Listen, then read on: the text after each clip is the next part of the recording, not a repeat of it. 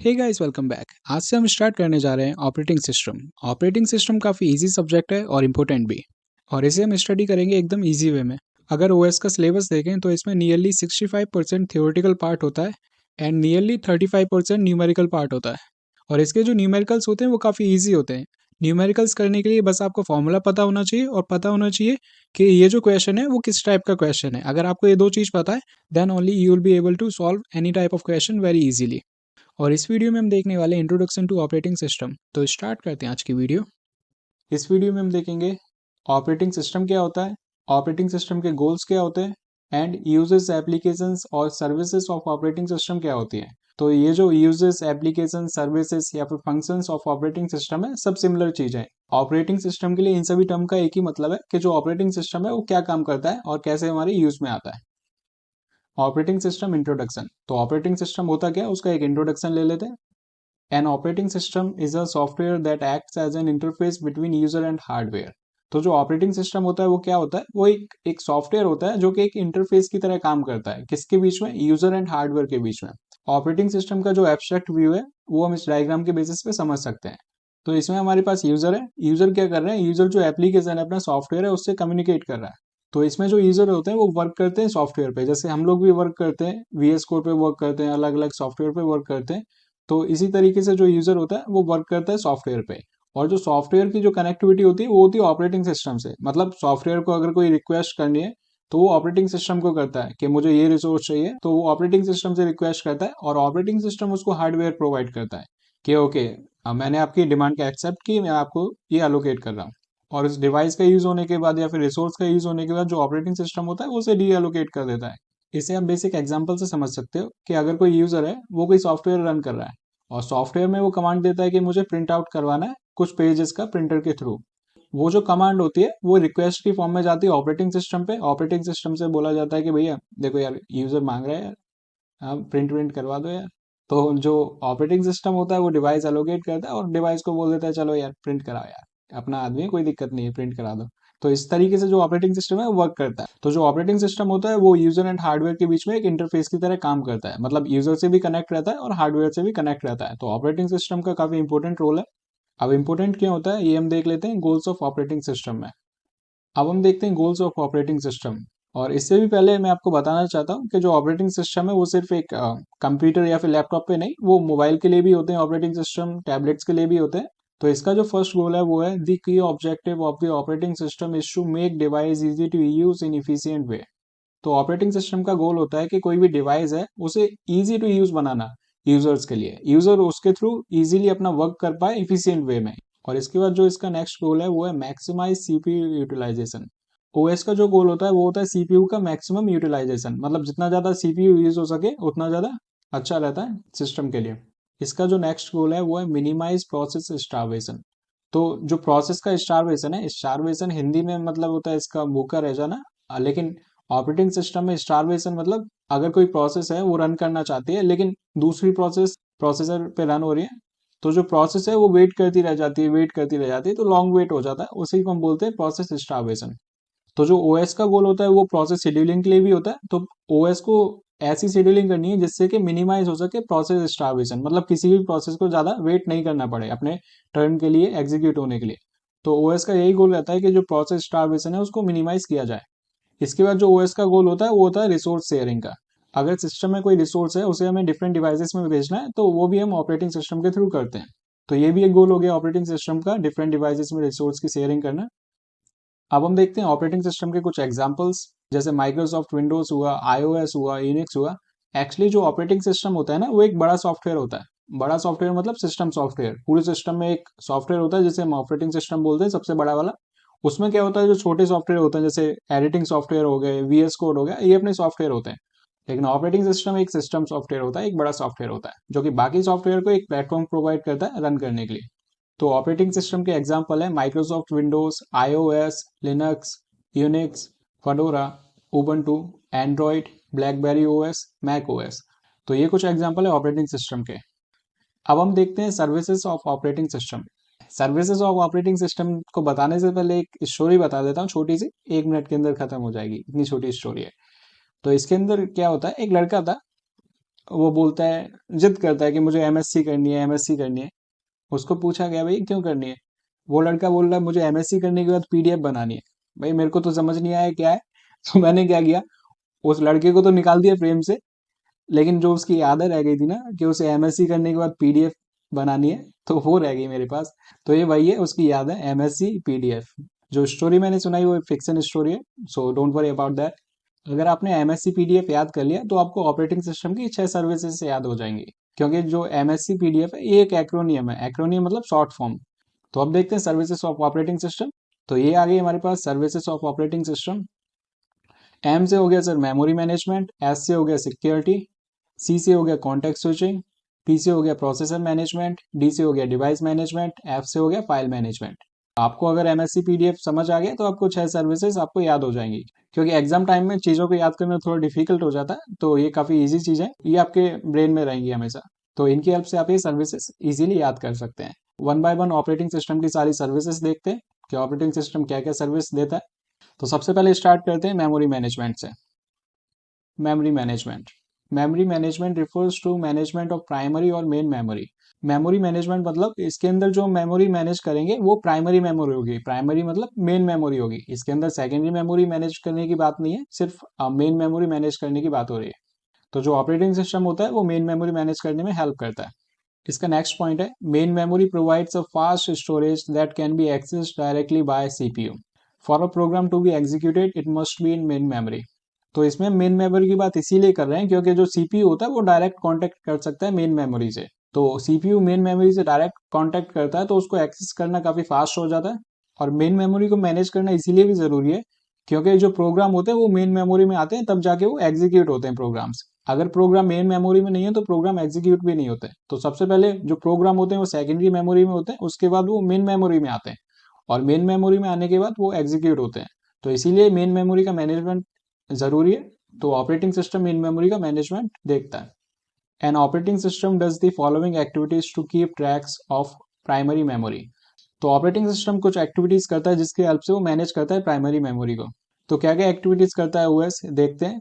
तो इसमें first point है, what part of memory are in use by whom and what part is not in use. Operating system का काम होता है कि मेमोरी का कौन सा पार्ट यूज हो रहा है और उसे यूज कौन कर रहा है ये देखना, और ऐसा कौन सा पार्ट है मेमोरी का जो यूज नहीं हो रहा, ये सब मैनेज करना है। इसका नेक्स्ट पॉइंट है, in multi programming the OS decides which process will get memory when and how much. Multi programming में क्या होता है, डिफरेंट डिफरेंट प्रोसेस होती हैं, और ये जो प्रोसेस होती हैं इनके लिए ओएस डिसाइड करता है कि किस प्रोसेस को मेमोरी मिलनी चाहिए और कितनी मिलनी चाहिए और कितने टाइम के लिए मिलनी चाहिए। आर यू गेटिंग ना? ओएस डिसाइड करता है कि किसको मेमोरी मिलनी चाहिए और कितने टाइम के लिए मिलनी चाहिए। तो ये भी ऑपरेटिंग सिस्टम करता है। इसके बाद जो नेक्स्ट पॉइंट है, allocates the memory when the process request for it and deallocates the memory when a process no longer needs it. तो ऑपरेटिंग सिस्टम का काम है जब प्रोसेस रिक्वेस्ट करती है मेमोरी के लिए तो उसे मेमोरी अलोकेट करना, और जब प्रोसेस को मेमोरी की नीड नहीं होती तो उसे डीअलोकेट करना। ये भी ऑपरेटिंग सिस्टम का काम है। अब इसकी नेक्स्ट सर्विस देखते हैं। इसकी नेक्स्ट सर्विस है सिक्योरिटी। तो ऑपरेटिंग सिस्टम सिक्योरिटी भी प्रोवाइड करता है, इसे भी देखते हैं। Operating system stop unauthorised user और processes from accessing system resources through user authentication encryption techniques. तो जो ऑपरेटिंग सिस्टम होता है वो सिर्फ ऑथराइज पर्सन को ही रिसोर्स एक्सेस करने के लिए परमिशन देता है, और जो अनऑथराइज्ड यूजर्स होते हैं उनको रिसोर्स एक्सेस करने से रोकता है। और ये जो सिक्योरिटी अचीव होती है वो कैसे अचीव होती है, by using password and similar other techniques like access control, firewall, etc. तो सिक्योरिटी अचीव की जा सकती है पासवर्ड का यूज करके या फिर अदर ऐसी टेक्निक का यूज करके, जैसे एक्सेस कंट्रोल, सिर्फ लिमिटेड लोगों के पास एक्सेस हो, सिर्फ ऑथेंटिक लोगों के पास एक्सेस हो, और फायरवॉल का यूज करके, या फिर और भी ऐसी टेक्निक है जिनका यूज करके हम सिक्योरिटी अचीव कर सकते हैं। ओएस की जो नेक्स्ट सर्विस होती है वो होती है कॉन्टेक्स्ट स्विचिंग। कॉन्टेक्स्ट स्विचिंग होती है जब एक प्रोसेसर सीपीयू किसी प्रोसेस को एग्जीक्यूट कर रहा होता है और तभी बीच में कोई इंटरप्ट आता है या सिस्टम कॉल आता है, तो उसकी वजह से उसे प्रोसेस को स्टॉप करना पड़ता है और दूसरी प्रोसेस को रन करना पड़ता है। तो ये प्रोसेस का जो स्विच हुआ, मतलब एक प्रोसेस से दूसरी प्रोसेस स्विच हुई, उसे बोलते हैं कॉन्टेक्स्ट स्विच।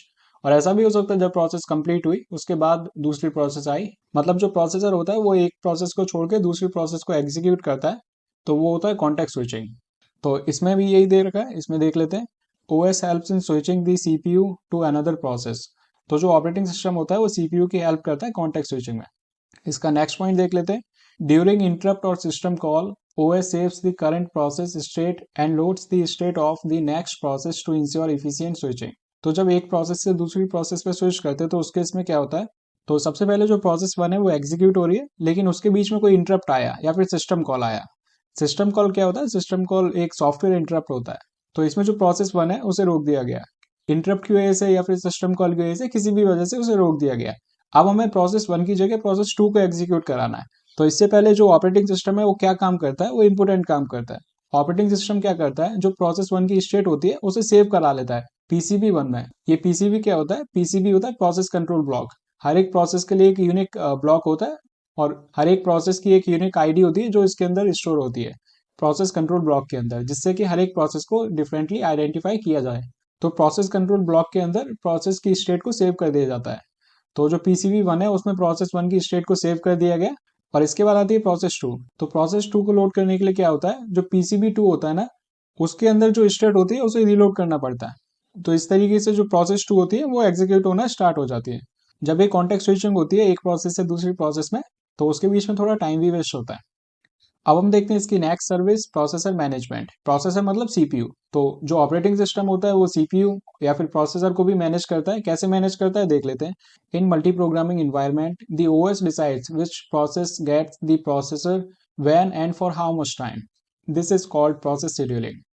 तो मल्टी प्रोग्रामिंग में क्या होता है, डिफरेंट डिफरेंट प्रोसेस होती है।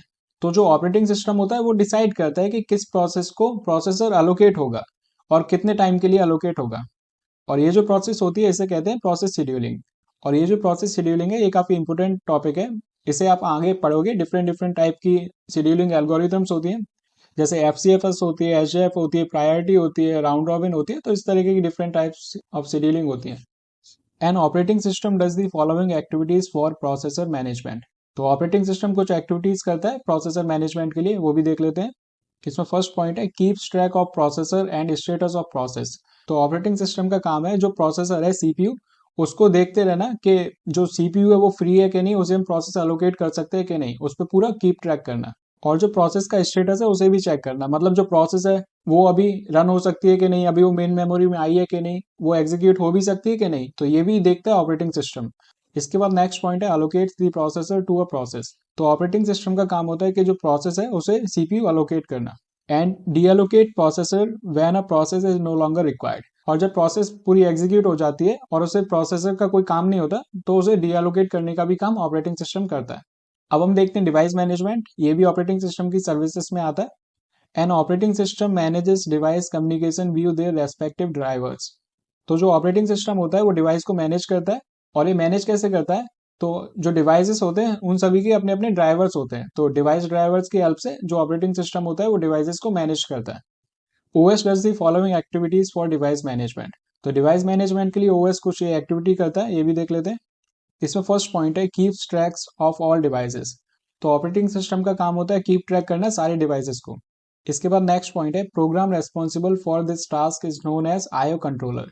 इसके लिए जो रिस्पॉन्सिबल होता है उसे हम बोलते हैं आईओ कंट्रोलर। इसके बाद नेक्स्ट पॉइंट है decides which process gets the device when and for how much time. तो इसका काम होता है डिसाइड करना कि किस प्रोसेस को डिवाइस मिलेगा और कितने टाइम के लिए मिलेगा। इसके बाद नेक्स्ट पॉइंट है allocates the device in the efficient way and deallocates the device. तो इसमें जो डिवाइस का अलोकेशन होना चाहिए वो एकदम इफिशिएंट वे में होना चाहिए और डिवाइस का यूज होने के बाद उसे डीअलोकेट किया जाता है। अब इसमें आती है हमारी नेक्स्ट ओएस की सर्विस, वो है फाइल मैनेजमेंट। तो फाइल मैनेजमेंट भी ऑपरेटिंग सिस्टम करता है। Actually file management and memory management different है ना, क्योंकि मेमोरी पूरी मेमोरी को मैनेज करना और फाइल्स को मैनेज करना। तो memory management and file management दोनों अलग अलग टॉपिक हैं, तो इसमें आप थोड़ा ध्यान रखना। इसमें फर्स्ट पॉइंट है a file system is normally organised into directories for easy navigation and uses. तो इसमें जो फाइल सिस्टम होती है उसे ऑर्गेनाइज किया जाता है डायरेक्टरीज की फॉर्म में। तो डायरेक्टरीज क्या होती है, डायरेक्टरीज एक फाइल होती है जिसके अंदर हम बहुत सारी फाइल्स का डेटा स्टोर करते हैं, मतलब फाइल्स के नेम, लोकेशन, वो सारी चीजें हम उसमें स्टोर करते हैं। या फिर इसे ऐसा भी हो सकते हैं, directory is a Meta data. और मेटा डेटा क्या होता है, मेटा डेटा होता है डेटा अबाउट द डेटा। तो डायरेक्टरीज का काम क्या होता है, फाइल्स को स्टोर करना और फाइल्स की डिटेल्स को स्टोर करना। और फाइल्स में क्या होता है, फाइल्स में डेटा होता है। इसका नेक्स्ट पॉइंट है दीज डायरेक्टरीज में contain files and other directories. तो ये जो डायरेक्टरीज होती हैं ये क्या करती हैं, ये फाइल्स को भी स्टोर करके रख सकती हैं और जो अदर डायरेक्टरीज हैं उन्हें भी स्टोर करके रख सकती हैं। जैसा इंडेक्स होता है ना बुक में, उससे हमें पता चलता है कौन सा चैप्टर कहाँ है, तो इसी तरीके से हमें डायरेक्टरी की हेल्प से पता चलता है कि कौन सी फाइल कहाँ पे। N operating system does the following activities for file management. तो ऑपरेटिंग सिस्टम को जो एक्टिविटीज करता है फाइल मैनेज करने के लिए, इसमें फर्स्ट पॉइंट है keeps track of information, location, uses, status, etc। तो ऑपरेटिंग सिस्टम का काम होता है सारी चीज़ों को देखना, इन्फॉर्मेशन को देखना, लोकेशन को देखना, यूज के यूजेस क्या क्या है, कौन यूज कर रहा है उसे, उसका स्टेटस देखना है। इसका नेक्स्ट पॉइंट है file organisation, file access control, file indexing and file operations performed by OS.